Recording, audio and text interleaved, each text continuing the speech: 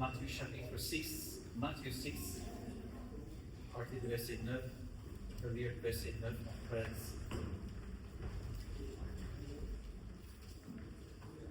Voici donc comment vous devez prier. Notre Père qui est aux cieux, que ton nom soit sanctifié, que ton règne vienne, que ta volonté soit faite sur la terre comme au ciel. Donne-nous aujourd'hui notre pain quotidien. Pardonne-nous nos offenses, comme nous aussi nous pardonnons à ceux qui nous ont offensés. Ne nous induis en tentation, mais délivre-nous du malin. Car c'est à toi qui appartiennent, dans tous les siècles, le règne, la puissance et la gloire. Amen.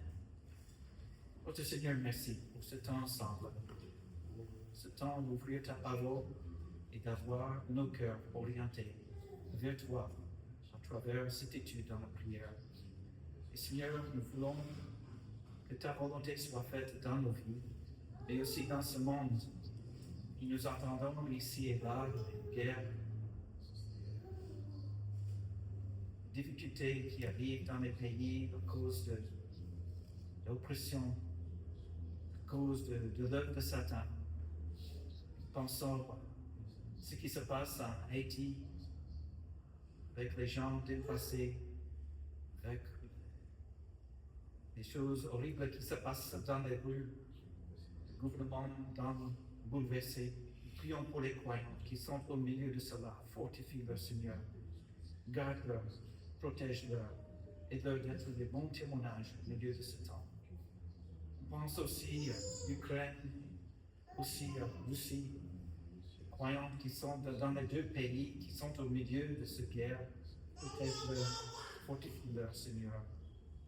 Garde-leur, aide-leur au milieu de ce temps de voir ta main et de voir que tu règnes sur toutes choses, même sur cette guerre. Soit avec ceux qui sont en Afrique aussi, Seigneur, nous pensons à ce qui se passe avec le mouvement islam qui descend, qui force les gens à faire les choses contraires à ta volonté. Mais nous prions pour les croyants encore, pour qu'ils puissent, au milieu de cette persécution, qu'ils puissent avoir la liesse de prêcher l'Évangile et de savoir comment fuir, comment rester, donne-leur la sagesse, donne-leur l'intelligence, donne-leur le discernement. Et pour nous qui vivent tranquillement dans ce pays, Seigneur, nous prions, aide-nous d'avoir le cœur dirigé vers toi, de ne pas être enfoncé dans les choses de ce monde, mais de voir les cœurs qui sont prêts, même à faire du bien à ceux qui sont autour de nous. Avoir un cœur qui regarde les autres, pas simplement nous-mêmes. Dirige-nous, Seigneur, en tant que l'Église, d'être une lumière dans ce monde, à Luxembourg et ailleurs. Dirige-nous afin que nous puissions te plaire en tant que l'Église, puisse être conformé à l'image de ton Fils, puisse grandir dans cette connaissance, grandir dans la connaissance aussi d'augmenter dans l'amour, afin que nous puissions avoir un discernement, comment aimer, comment aider les autres. Dirige-nous et merci. Merci pour ce temps ensemble dans ta parole et continue à nous enseigner, à nous diriger. Au nom de Jésus. Amen. Amen. Voilà, nous sommes en train de regarder le Notre Père qui est dans Matthieu chapitre 6. J'ai grandi dans une église luthérienne et presque tous les dimanches, chaque dimanche, nous avons récité le Notre Père. Peut-être que vous avez aussi dans les autres églises, là vous étiez, vous avez fait ça aussi. Et même dans le monde entier, les églises catholiques, anglicanes, orthodoxes, plusieurs d'autres confessions protestantes, ils font la même chose, ils récitent notre prière. Et imaginez, en Afrique, en Europe, Amérique du Sud, les États-Unis, en Asie, en Australie, dans tout le monde, pas tout le monde, mais les gens ont prié cette prière. Et on pose la question, alors, est-ce que Dieu les a entendus? Est-ce que c'était simplement une récitation avec les lèvres, mais le cœur était loin. C'était mon cas quand j'étais luthérien. Notre Père qui est aux cieux, que ton nom soit sanctifié. On n'a pas même pensé, on a répété simplement cela. Mais cette prière est là directement pour nous aider à avoir un cœur qui est incliné vers Dieu. Matthieu 5, 18, Matthieu 15, 8, Jésus lui dit, ce peuple m'honore des lèvres, mais son cœur est éloigné de moi. Alors il y a une différence, n'est-ce pas, de pouvoir dire quelque chose avec la bouche, mais d'avoir un cœur qui s'éloigne. On peut avoir une forme extérieure, comme nous venons de lire dans Joël. Il a demandé de déchirer vos cœurs et pas simplement vos vêtements. Les gens avaient un deuil, ils avaient un temps de, pas un deuil, ils avaient un temps de jeûne, ils avaient un temps de repentance, et à l'extérieur, déchirer leurs vêtements. Mais Dieu n'a pas voulu que simplement ce soit un signe extérieur, mais que ce soit à l'intérieur. C'était ça ce qu'on voit dans le psaume 19, où David a dit, reçois favorablement les paroles de ma bouche et les sentiments de mon cœur.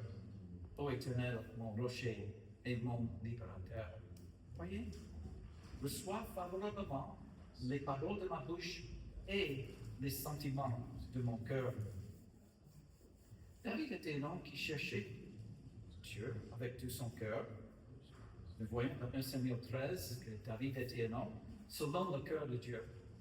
Et Dieu a cherché un homme selon le cœur de Dieu quand Samuel a été désobéissant. Et Dieu disait à Samuel le prophète, quand cesseras-tu de pleurer de Saül? Je l'ai rejeté, afin qu'il ne règne plus sur Israël. Remplis ta conduite et va. Je t'enverrai chez Isaïe, Bethlehemite, car j'ai vu parmi ses fils celui que je désire pour roi.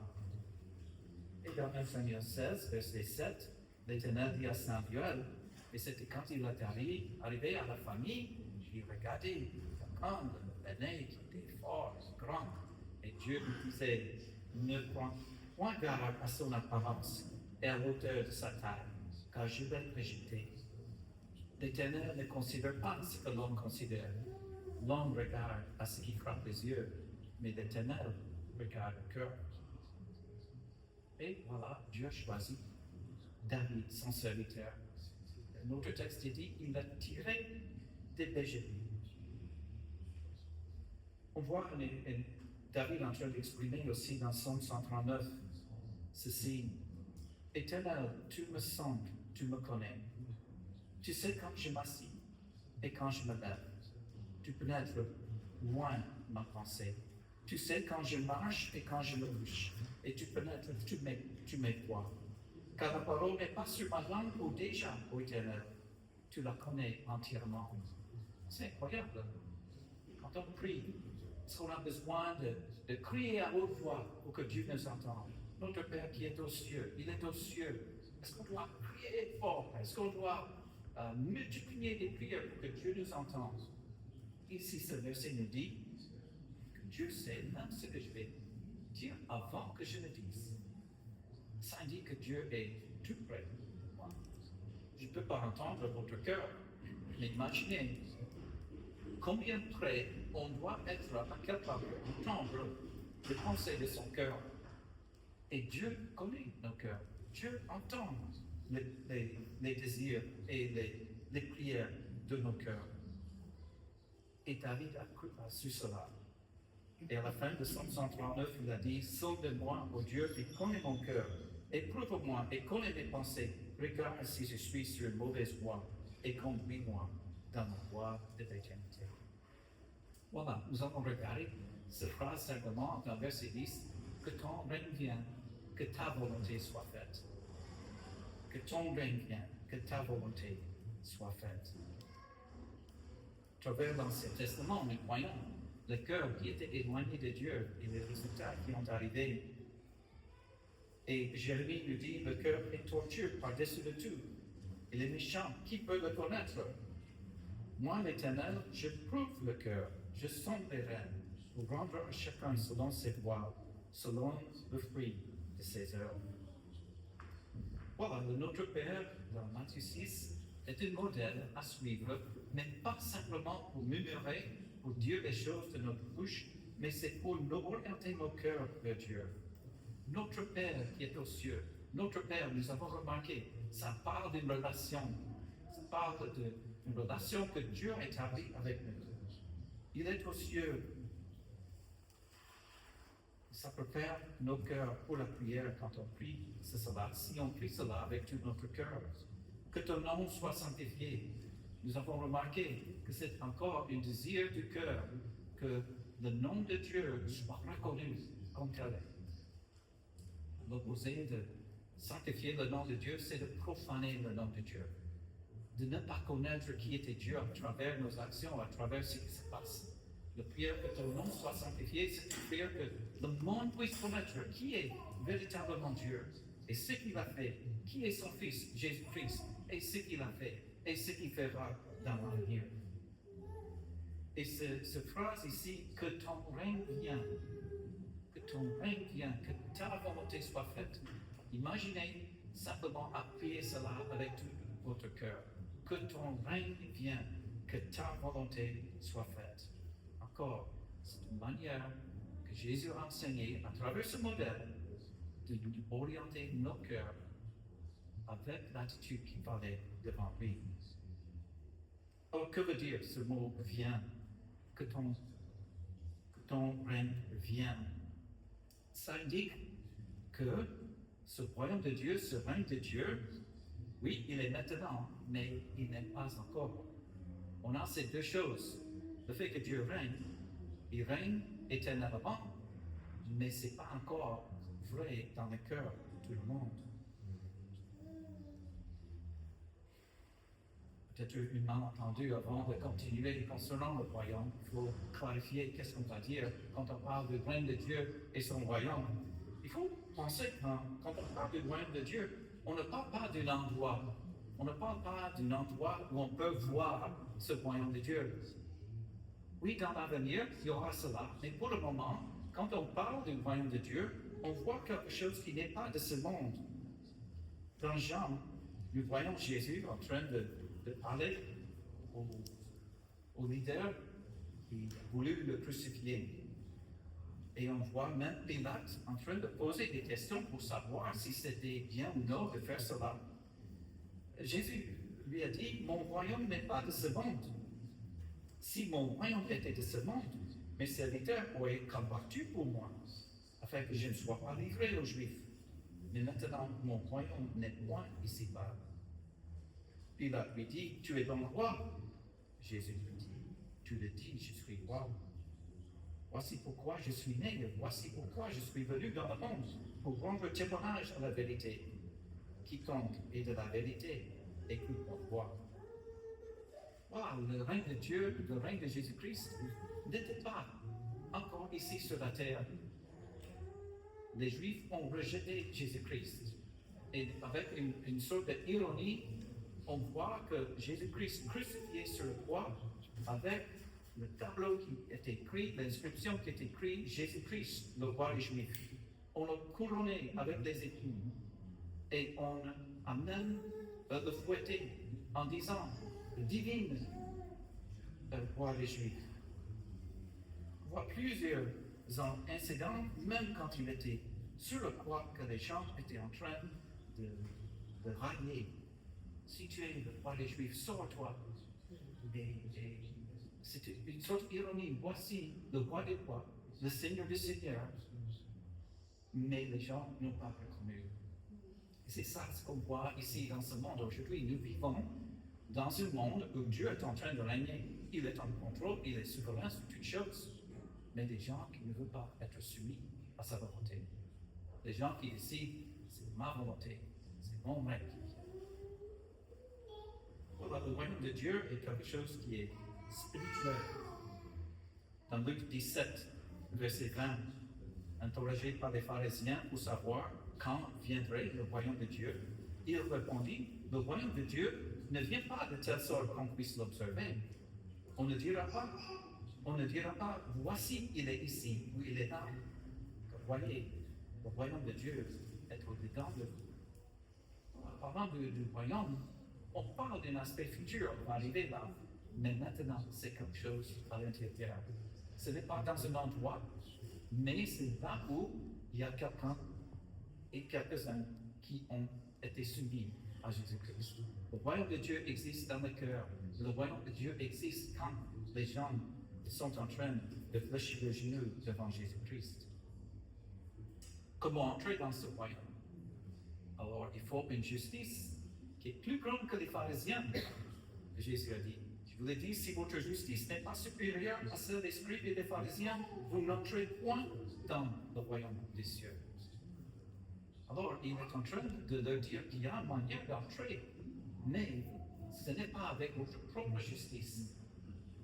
La clé se trouve dans Matthieu 5, où il a parlé des béatitudes en disant « Heureux les pauvres en esprit, car le royaume des cieux est un eux. » Pauvres en esprit, on parle de ceux qui sont des mendiants devant l'Éternel. Le mot pauvre, c'est pour un mendiant, quelqu'un qui est en train de mendier même pour vivre.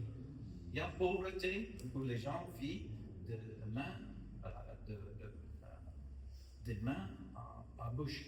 C'est-à-dire, ils travaillent et ceux qui travaillent le jour, ils vont manger. Mais il y a une autre pauvreté qui est plus là où quelqu'un est en train de mendier parce qu'il n'a pas de possibilité. Et c'est ce mot qui est utilisé. Heureux les pauvres en esprit, pas en argent, mais quelqu'un qui se dit je n'ai pas de justice, je ne mets rien, j'ai besoin que tu me sauves. C'est l'exemple de pharisien, de publicain. On a déjà regardé plusieurs fois. On a ce pharisien qui se vante, je te rends grâce de ce que je ne suis pas comme les autres, voilà ce que je fais. Et on a de l'autre côté celui qui frappe son poitrine en disant aie pitié de moi, qui suis un pécheur. Alors, entrer dans le royaume de Dieu, c'est pas avec votre justice, mais en cherchant la justice qui vient de Dieu. Voilà, il y a un royaume maintenant qui n'est pas encore parfait. On voit ça dans Matthieu 13. Regarde avec moi Matthieu 13. On parle un peu de ce royaume. C'était le parabole du royaume qu'on voit dans Matthieu 13. Et vous vous souvenez, dans Matthieu 13, on a ce parabole du semeur.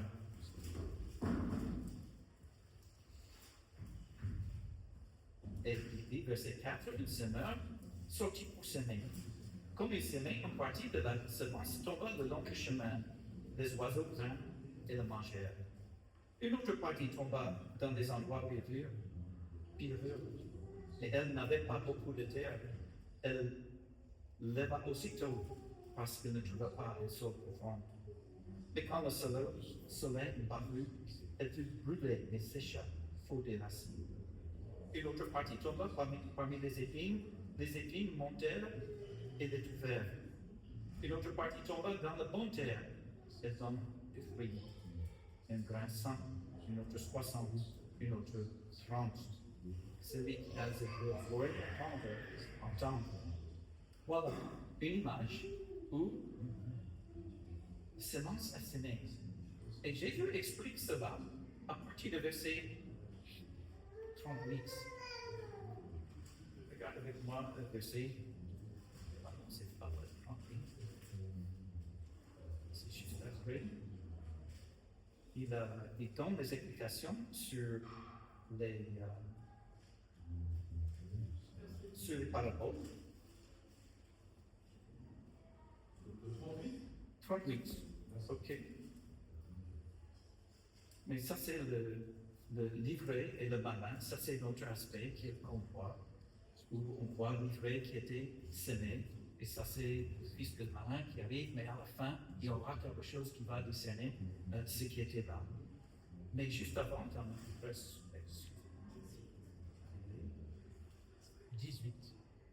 18, merci beaucoup.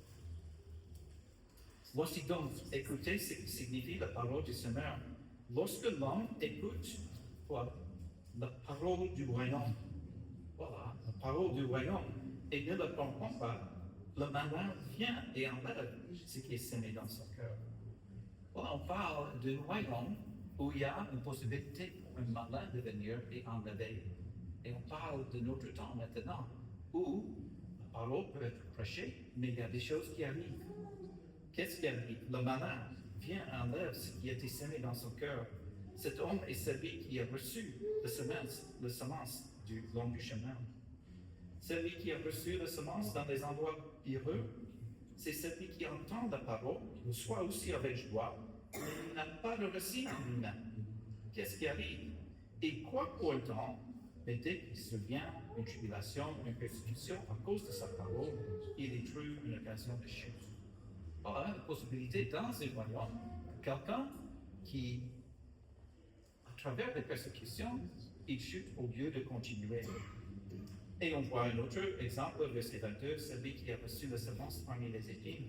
C'est celui qui entend la parole, mais que les soucis du siècle, les séductions de richesse étouffent cette parole et la rendent infructueuse. Voilà les exemples de ce qui se passe quotidiennement. On peut dire, mensuellement, et ça se passe. Les gens en train de recevoir la parole, mais certains ne continuent pas. Mais on a cette autre promesse qui est à la fin. Celui qui a reçu la semence dans le bon terre, c'est celui qui entend la parole et la comprend. Porte du fruit, une graine d'encens en notre 60, 30. Voilà, ce royaume est un sujet qui détaillé à travers les évangiles. Ce royaume est maintenant, dans notre temps, caractérisé par l'Église. L'Église, c'est la forme, on peut dire, mystérieuse du royaume. Il y a un mystère que Jésus va parler. Et il a dit, je bâtirai mon Église. C'est la première fois qu'on voit même ce mot Église dans les évangiles. Les Juifs vont rejeter Jésus-Christ comme leur roi, mais Dieu avait toujours le programme d'aller faire de toutes les nations des disciples. Et maintenant, il y aura un temps qui n'était pas prévu dans l'Ancien Testament, dans le sens où on ne savait pas que c'était dans le temps de Dieu, mais c'était déjà prophétisé, cette idée du temps des nations qui sera là. Et ce temps des nations égale ce temps de l'Église. Et qu'est-ce qu'on voit? On voit que Jésus a promis, je bâtirai mon Église.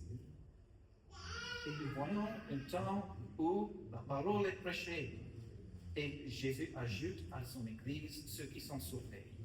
C'est-à-dire, cette parole travaille dans le cœur, les gens croient au Seigneur Jésus, ils sont sauvés et ils entrent alors dans le royaume de Dieu.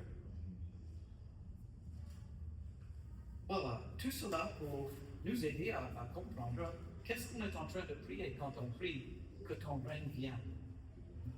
On est en train de prier que Jésus-Christ puisse régner dans le cœur de chaque personne. Il y a cet aspect maintenant, que Jésus-Christ peut être le roi des rois de chaque personne, qu'il puisse reconnaître que c'est lui qui est mort et qu'il est ressuscité, qui reviendra. Chaque genou qui fléchisse devant Jésus-Christ, qu'il est sauvé, ils entrent, ils sont sauvés. Les autres paraboles parlent du fait que ce royaume est petit, mais ça va grandir. Dans verset 31, il proposa une autre parabole. C'est toujours dans Matthieu 13, verset 31. Le royaume des cieux est semblable à un grain de sénévé que l'homme a pris et semé dans son champ. C'est le plus petit de toutes les semences. Et quand il a poussé, il est plus grand que les légumes et devient un arbre, de sorte que les oiseaux du ciel viennent habiter dans ses branches. Il le dit encore cette parabole. Le royaume des cieux est semblable à de levain qu'une femme a pris et mis dans 3 mesures de farine jusqu'à toute la pâte soit levée. Qu'est-ce qu'on voit à travers ces choses? Que le royaume de Dieu commence, mais ce n'est pas quelque chose qui frappe les yeux, mais ça commence et ça augmente. Peut-être on ne voit aucun changement extérieurement, mais il y a quelque chose qui est en train de se passer. Même quand il parle du Père du Grand Prix dans Matthieu 13, on voit que quelqu'un trouve ce Père et il va vendre tout pour avoir accès à cela. Ça donne encore cette image de ce trésor inestimable du salut qu'on va laisser tout pour suivre Jésus. Que ton règne vienne. C'est une prière pour le présent. C'est une prière que les gens puissent fléchir les genoux devant Jésus-Christ, qu'ils puissent accepter Jésus-Christ comme le Seigneur et le Sauveur. Jésus a dit, Fils de l'homme est venu chercher et sauver ce qui était perdu. Et vous voyez, les gens écoutaient ces choses, et c'est dans Luc 19, et Jésus ajoutait des paraboles parce qu'il était près de Jérusalem et qu'on croyait à l'instant le royaume de Dieu allait paraître. Il y avait cette image que Jésus-Christ, le roi, et il est identifié comme le roi à travers le livre de Matthieu. Et les gens, et même ses disciples, ont pensé qu'à l'instant, Jésus-Christ va régner. Il sera le roi qui règne. Mais Jésus va leur expliquer que non, avant qu'il règne, il faut qu'il soit crucifié, il faut qu'il porte le péché des hommes, il faut qu'il sauve les êtres humains à travers son œuvre sur la croix et sur sa résurrection. Et il écoutait ces choses que les gens pensent que c'est à l'instant que le royaume vient. Et qu'est-ce que Jésus a dit? Il a dit, parce qu'il était près de Jérusalem, il a dit une parabole. Un homme de haute naissance s'en alla dans un pays lointain pour se faire investir de l'autorité royale et revenir ensuite. Il appelait 10 de ses serviteurs, le donna 10 000 et le dit, faites les valoir jusqu'à ce que je vienne. Voilà une image que Jésus est en train de dire que lui-même, il va passer, mais il reviendra. Alors, je vous donne, et maintenant, soyez fidèles avec ce que je vous donne.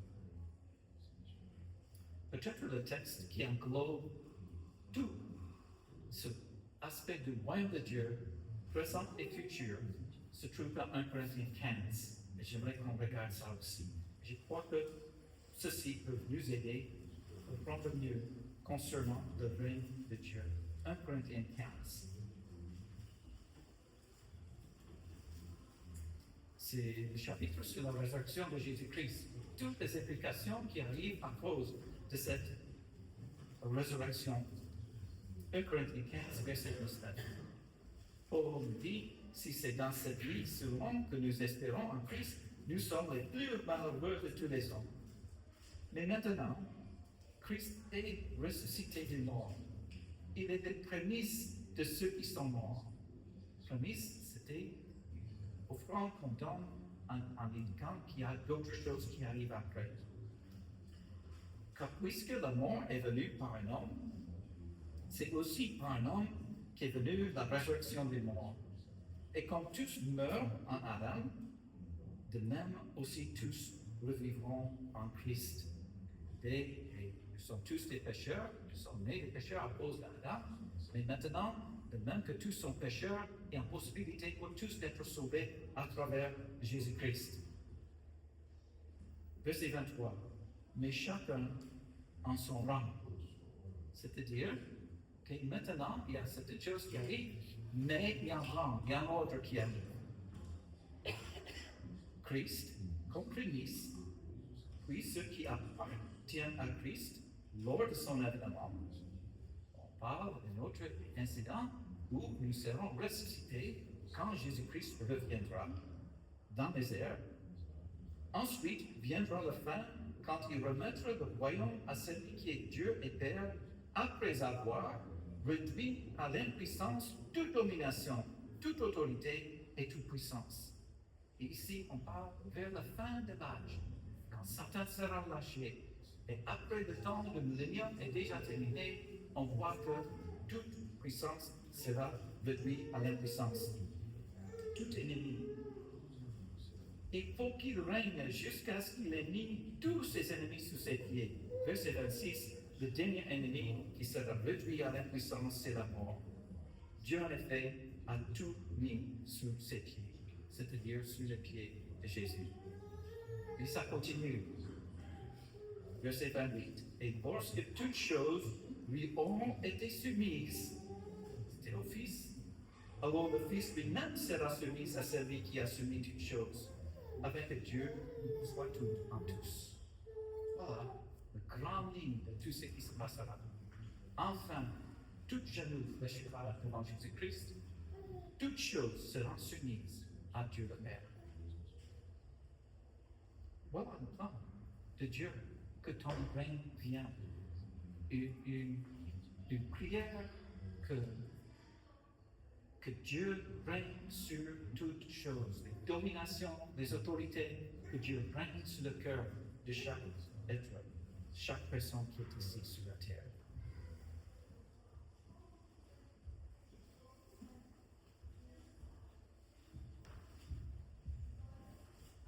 Voilà.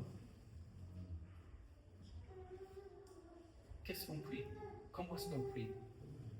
Est-ce qu'on a ce désir que ton règne vienne, que ta volonté soit prête? C'est un modèle de prière pour nous tous.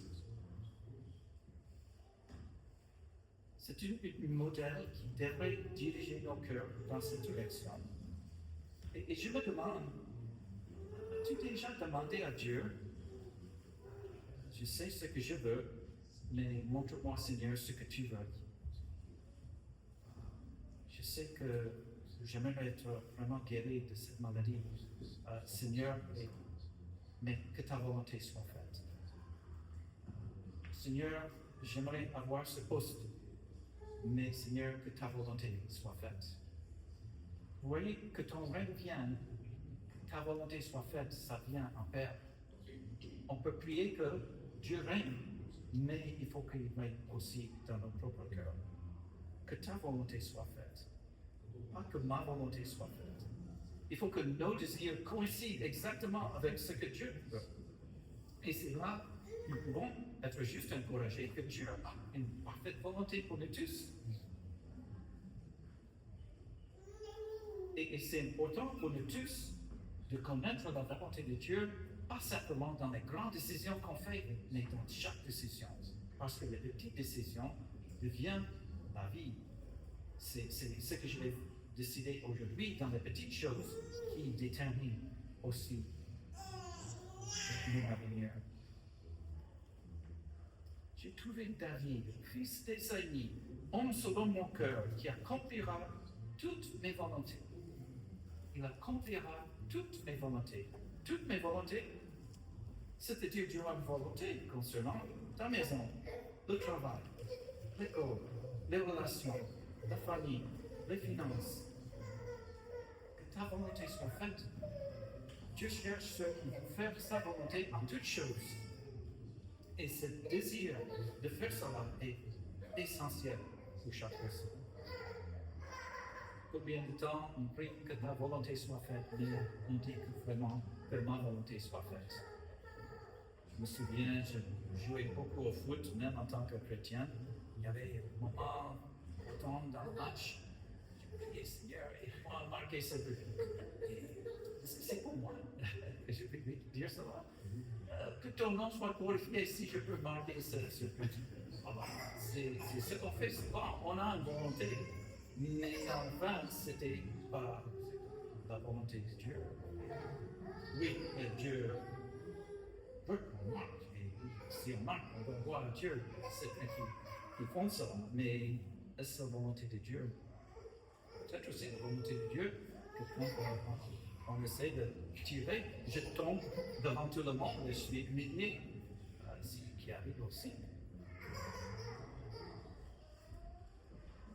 Que faut-il faire?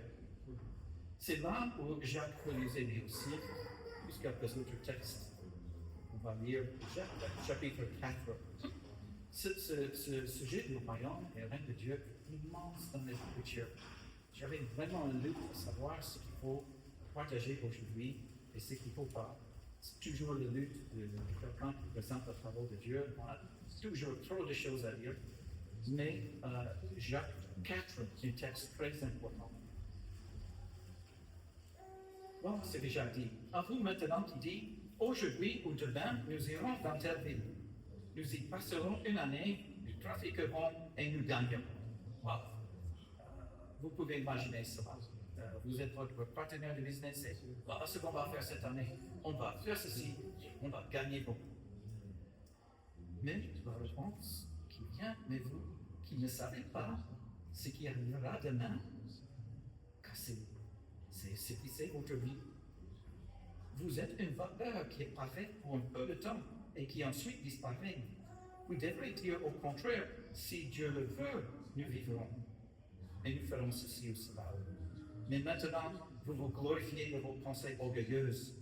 Ces choses mauvaises de se glorifier de la sorte. Voilà, c'est important de dire si Dieu veut. Si Dieu veut. Et encore, on peut simplement dire si Dieu veut, si Dieu veut. Ce n'est pas une chose simplement à répéter, mais c'est vraiment une chose à réfléchir.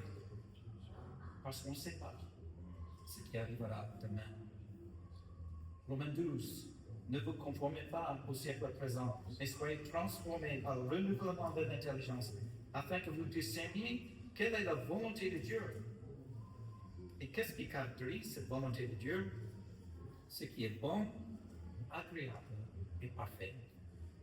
Et c'est là souvent où on s'arrête et on pense, Dieu, tu ne sais pas ce qui est meilleur pour moi, moi je sais ce qui est meilleur. Tu ne sais pas ce qui est vraiment bon, tu ne sais pas ce qui est parfait, ce qui est agréable. Mais il est en train de dire non, la volonté de Dieu est ce qui est bon, agréable, parfait. C'est complète. Il n'y a rien qui manque dans la volonté de Dieu. Et confiance en lui. Et confiance qu'il est le Dieu qui connaît, qui t'aime, qui sait exactement ce qu'il veut faire. Il y a beaucoup qui vont dire Seigneur, Seigneur. N'entreront pas tous. Il a dit, ceux qui me disent Seigneur, Seigneur, n'entreront pas tous dans le royaume des cieux. Mais seulement celui qui fait la volonté de mon Père qui est dans les cieux. Beaucoup de références parlent, n'embouchez pas votre cœur. Ne soyez pas comme le cheval ou mulet sans intelligence, comme des brides avec une freine mort dont elle est part, afin qu'il ne s'approche point de toi. Ou dans les neiges d'une mulet, d'un âne, on veut le tirer, mais il ne veut pas. Et Dieu est en train de dire, ne soyez pas envers moi comme ça. Dieu a une volonté, une parfaite volonté. Et on peut avoir confiance que ce qu'il a connu d'avance, il nous a prédestinés à être semblables à l'image de son Fils. Et juste avant cela, il a dit, toutes choses concourent au bien de ceux qui aiment le Seigneur, de ceux qui sont appelés selon son dessein. Dieu a un dessein, que vous soyez conformes à l'image de Jésus-Christ. Alors, toutes les choses qui arrivent dans nos vies sont là pour nous aider à faire cela. Pour vous encourager, Jérémie 29, verset 11, je connais les projets que j'ai formés sur vous, dit l'Éternel. Projets de paix et non de malheur, afin de vous donner un avenir et de l'espérance. Vous m'invoquerez et vous partirez, vous me prierez, je vous exaucerai, vous me chercherez, vous me trouverez, si vous me cherchez de tout votre cœur. Encore, cherchez avec le cœur. Dieu nous a dit, je me laisserai trouver par vous, dit l'Éternel. Que ton règne vienne, que ta volonté soit faite sur la terre, sur. Peut-être il y a quelqu'un qui résiste à la volonté de Dieu en ce qui concerne le salut. Jésus-Christ est mort, qu'il est ressuscité, il a donné sa vie pour vous sauver. Pourquoi pensez-vous que c'est votre propre justice, c'est vos propres actions religieuses qui peuvent vous sauver? Soumettez-vous à ce que Christ a fait pour vous. Croyez-en. Mettez votre confiance entière en Jésus-Christ et il vous sauvera. C'est ça la première volonté. Dieu ne veut pas qu'aucun périsse, mais que tous viennent à la repentance. C'est ça la volonté de Dieu pour toi. Et maintenant, la volonté de Dieu, générale, spécifique est aussi là. Et on doit avoir confiance et on doit dire, Seigneur, que ton règne vienne, que ta volonté soit faite sur la terre comme au ciel. Merci Seigneur pour ce temps de parole. voyons l'importance du cœur. Nous voyons l'importance que nous avons tous ce désir que tu puisses régner dans ce monde, mais aussi dans nos cœurs. Nous prions, Seigneur, nous voyons ce monde qui s'égare, sont des brebis qui s'égarent partout et par-là. Ils ont besoin des pieds qui apportent des bonnes nouvelles, qui publient la paix, qui apportent des bonnes nouvelles, qui publient le salut, qui dit ton règne comme Dieu règne. Seigneur, aide-nous à être des instruments par lesquels les autres puissent aussi te connaître. Nous prions pour ceux qui sont au milieu de décisions difficiles et leur chercher ta volonté. Et merci pour cette volonté bonne, agréable et parfaite. Nous prions au nom de Jésus.